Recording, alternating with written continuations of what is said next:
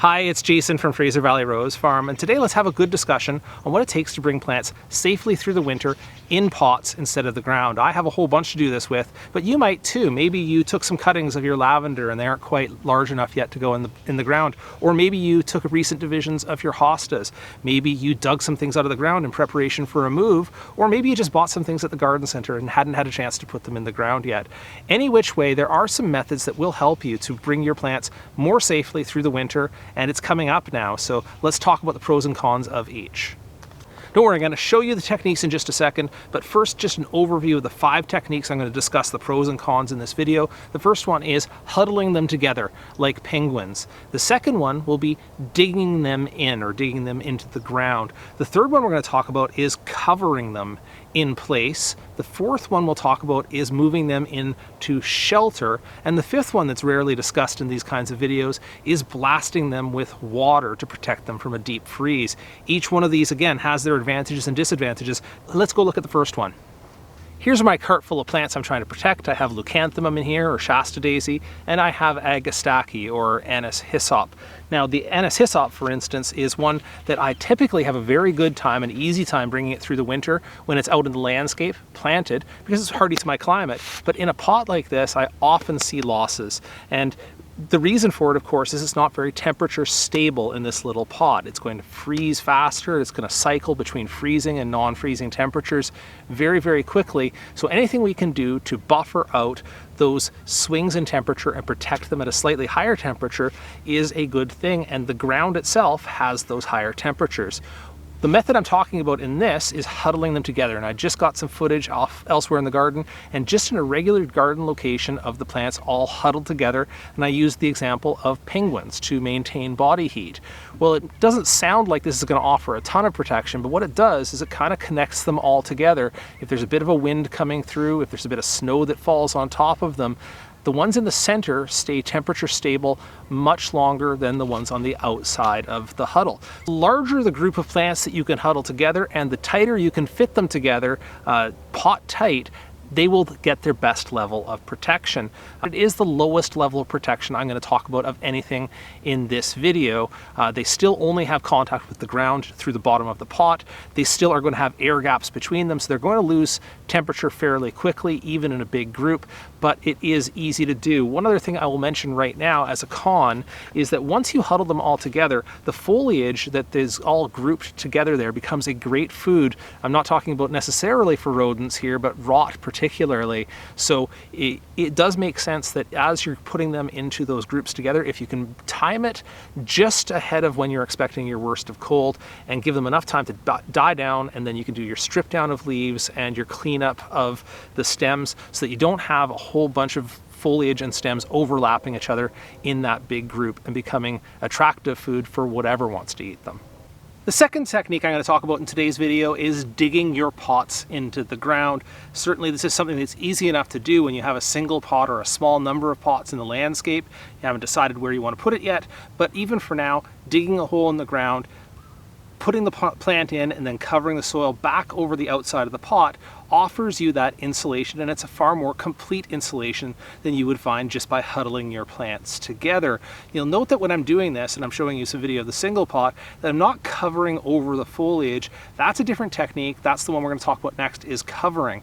Now you can do that with individual pots, this digging in, or you can do it in a large group like I'm doing over here. And where I'm doing this is actually in just kind of a raised bed situation where I have all this soil that I used for growing tulips, and I used it for sunflowers this year, and so the soil's left over, and so just digging them in a group, and you can see I'm following the same technique of putting them together as if they were huddled together. Again, that's for space savings, but then I'm also closing in the soil around the rims of the pots and filling those air gaps between them so that the insulation is much improved over just huddling them elsewhere in the landscape.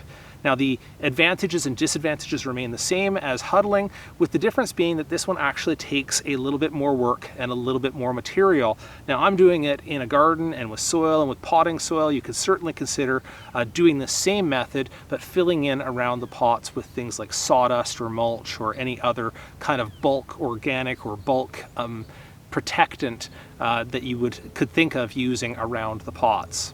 The third technique I want to talk about today is using a crop cover, and you can see that in this scene I have this remay or agricultural fleece that I'm talking about, but the term is actually broader than that. People have traditionally used dried leaves, evergreen boughs, snow. Snow can be a good crop cover. Sometimes if the plants have gone fully dormant and they're not so worried about the crown rotting, they will cover them over with either potting soil or soil itself or sawdust. So anything you could fill around the pot, you could probably fill over the top as well, but again, it does come with that risk of the plant rotting. And even with this, which is, has some air movement through it, it does trap moisture underneath and increase your risk of rot. Also, rodents can get underneath this and cause some damage. So I usually consider all kinds of cover like that cover the crown of the plant to be kind of a last resort. If you have plants that are really marginal and you're really worried about them, covering them over can offer additional protection, but it does come with some additional risks. Technique number 4 we're going to talk about is shelter. And shelter can be as low infrastructure as you need it to be. Like it can be just a fence or the corner of a fence where it comes together and shelters it from the east and north wind in our local area. That would offer a decent amount of protection.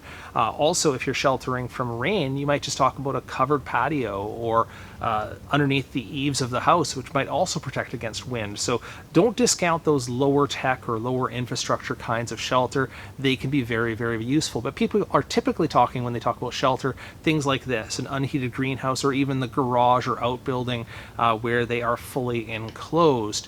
And putting things into those environments can be tricky, and usually I treat them a bit like that crop cover where I do it as needed. I would only ever take my hardy roses in pots and put them into the garage for a short duration during the winter when I'm expecting deep cold, and then I would move them straight back outwards afterwards.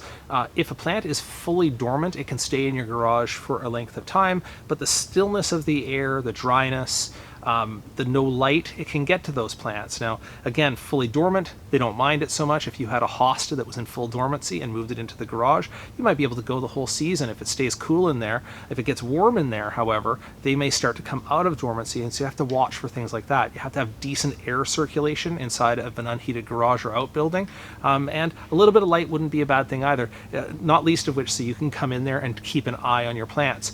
Like I say with crop cover, it is better then to talk about plants that you've already taken the foliage off or you've already stripped them down, taken off the excess stems, so that the plants are not holding on to a bunch of material that can rot, because once you go inside and you don't have that air circulation, they can become especially vulnerable.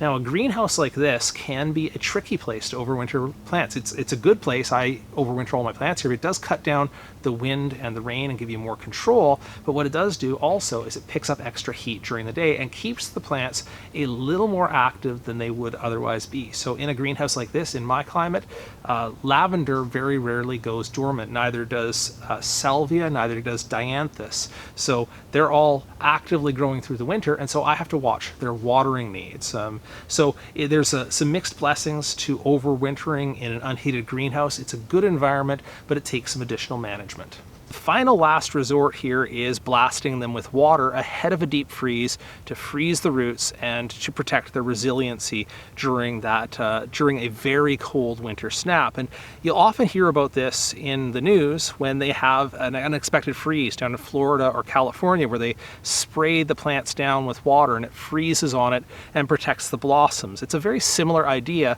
that if you have plants in the greenhouse and you've been managing them over the winter and they've been doing okay, and you've been keeping them a bit on the dry side because you don't want to take the excess risk of rot. But then you hear that there's going to be temperatures of -15°C coming, and it's going to hold for a week. Well, if you still have access to unfrozen water, and that's one of the prerequisites of this, you can go in there, turn on the sprinklers, and blast them down with water just ahead of that freeze. Turn off the water, drain your pump, do what you need to do, and when that freeze comes in, it will freeze all of that water on the tops of the crowns of the plant, on the roots, and freeze the roots and hold them in a more resilient condition over the duration of that freeze. Now again, this has pros and cons. The pros being it is actually a very good emergency protection for your plants. The cons meaning that you're going to have to go back to maintaining these plants in a low humidity, low rot risk situation afterwards. I mean, typically that's what you do, is you maintain your plants a little on the dry side for most of winter, and then of course you don't want them to go into cold snaps very dry, so you throw on the water and you protect them a little bit.